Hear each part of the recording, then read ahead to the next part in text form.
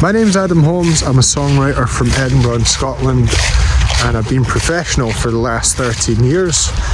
In those 13 years I've done thousands of concerts, I've released 7 albums, I've won a lot of awards for my albums and played on the radio, performed on television, built an amazing network in Scotland. I built a coaching business where I coach other songwriters on their social media. I've built 300,000 followers. I've acted in films and produced films and released documentaries and performed with members of Portishead and the band Blur, John Prine and many others. And I've had a great career so far as an artist and a songwriter and a thinker. And so the reason I'm telling you this is because I want to gain your trust so you can understand who you're listening to. And I'm someone who has walked the walk. I'm going to talk the talk. I'm doing it from the perspective of someone who's done a lot of creative stuff. And I thought what could be cool today would be to share what I would do if I was starting again from zero as an artist, and sort of combine that with my own story of what I did as an artist to get from a guy who worked on a building site to where I am now, which is a guy who runs a coaching practice helping other creative people, has a lot of followers on social media, and also does gigs and makes albums and makes a living doing that.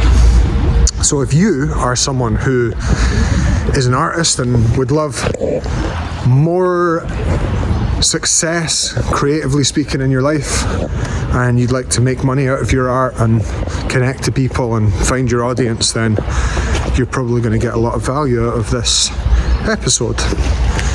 So first of all, if you're starting literally from zero and you've been doing little bits of art in your house, or little bits of singing or writing or whatever it is for you, the first recommendation I would give you would be to find other people around you in your local area who are trying to do the same thing and network with them.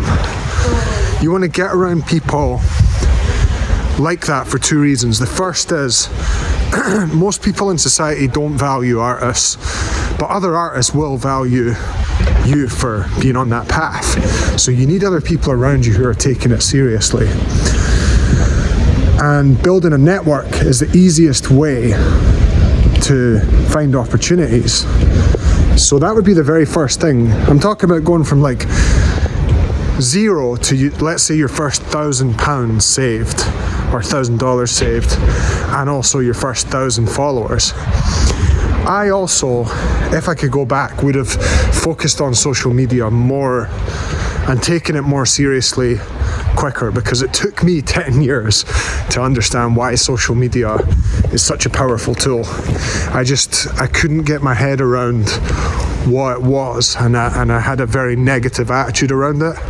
And if I had just cleaned up that attitude earlier, I would have had way more success in terms of networking. And when you think about what is the internet, internet work is a network of people. That's all it is. People have a lot of negativity around what the internet is.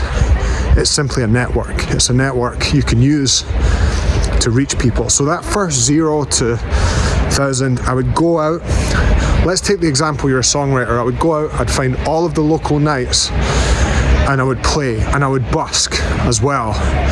I would get as much time in as I could. I would get as many minutes on the pitch in as I could. And I would say that within that first year, you probably could build a pretty good network. I wouldn't really focus on audience for the first year. I'd just focus on skill set and network. I'd focus on developing the skill set. The second thing, going between, let's say, 1,000 and 10,000 pounds a year, and also followers, I would focus on getting into groups. And what I mean by that is, in my case, I joined bands, and bands were an excellent way to kind of harness myself and put stabilizers on, because at the start you're not really strong enough in a way to go out completely on your own. You need to be part of a group. So if you're a songwriter, getting yourself into a band, the way you think about that is you're then leveraging all those other people's skill sets, and you're leveraging all those other people's connections and opportunities to strengthen yourself. So where you're weak in one area, if you're a part of a band, there's a high chance that you're going to strengthen yourself in that area. And you're also going to strengthen yourself in the sense that you're going to gain access to all those people's connections. Now, if you're an artist, this would probably be true for like gallery spaces or group classes, but effectively you want to get yourself in some kind of group where you're showing up every day and working together, learning from those people. In terms of social media, to get to the first 10,000 followers, the mistake I made for a long, long time was thinking that people knew who I was and thinking I was talking to my little set of fans. That's not how social media works. Every single post you put out is pretty much 50-50, goes to your fans and then people you don't know. So when you start approaching your social media as someone who nobody knows who you are, and you introduce yourself in that way, then things will open up for you, and you'll get your first 10,000 followers as fast as you realize this fact. It's really that simple.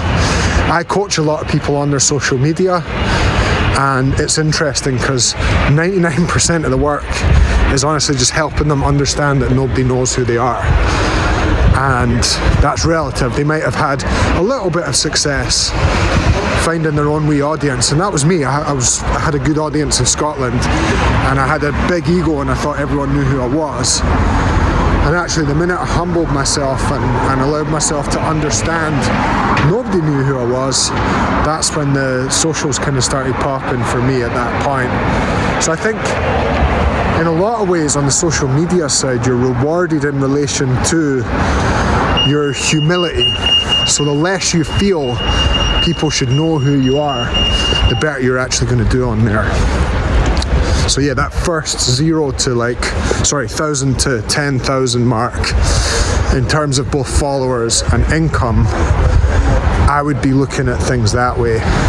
I'd be looking at getting into a group of people consistently where I was working with them most days and out there in the actual world, getting opportunities that way. On the social media side, I would be looking at social media as if no one knows who I am, which is still what I do now, by the way. I would say 10,000 and upward, both in terms of financial and followers, is going to be about learning skills. And it's going to be about learning skills via basically learning in public, the willingness to learn in public. What can happen in terms of that first...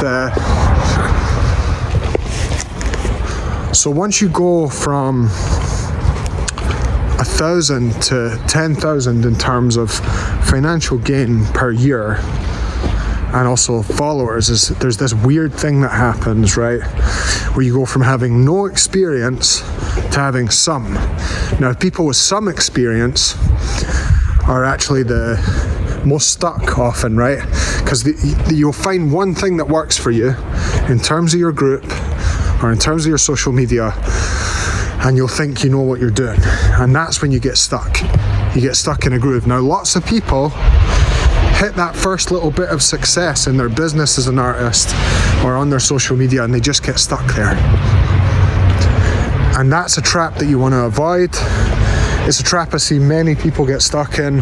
Many people I know, many musicians, they'll just stay basically doing the same things over and over again for 20 plus years. It's like they'll crack the nut of what works and they'll just stay there. And the reason they'll stay there is because of ego. It's because they don't want to look like they're learning in public beyond a certain point. So for me, about 3 years ago, I just decided, 3 or 4 years ago, I decided, having had 6, 7, 8 years at a reasonable level of success publicly, I just decided I didn't care anymore, and I was willing to learn and fail in public and try absolutely everything in my business. So to give you an example, I had 4 different membership sites that didn't work before I had the Patreon now. I had all sorts of songwriting workshops that didn't work, that I didn't manage to sell. I had all sorts of ideas before I did the commissions that didn't work, that didn't sell. I posted consistently for 2 years straight before I had posts which did well. Now that I'm having some success in terms of the Patreon, in terms of social media, in terms of my coaching practice, it looks like the path was really obvious. But actually, the way I got from 10,000 higher, be that financial or be that in terms of followers, was the willingness to shift from being a quote-unquote expert to putting myself below the highest, and the willingness to learn in public. So again, it's yet again, in my opinion, the way you are rewarded is directly connected to the amount that you're willing to be humble and not be arrogant and admit that there's a lot for you to learn. So there's some thoughts for you guys on your path from 0 to 1,000, your path from 1,000 to 10, and your path from 10 above. And I'm really just freestyling this today. I might refine it a little bit, but let me know what you think about this kind of content in the comments. If you enjoy this kind of content, I'll do more of it. And if you want to join us in my club, the lowest tier is only $1.50 a month, and we have loads of creative confidence content in there. I do live Q&As. We've got a WhatsApp group where I can answer your questions, and there's all sorts of good content in there, and it's only $1.50 a month. So we'd love to have you in there. If you want to join, click the link in the description, or depending on what platform you're on, you can send me a message saying club, and I will send you a link. And I hope you've enjoyed this episode. Let me know if you have in the comments. Have a great day.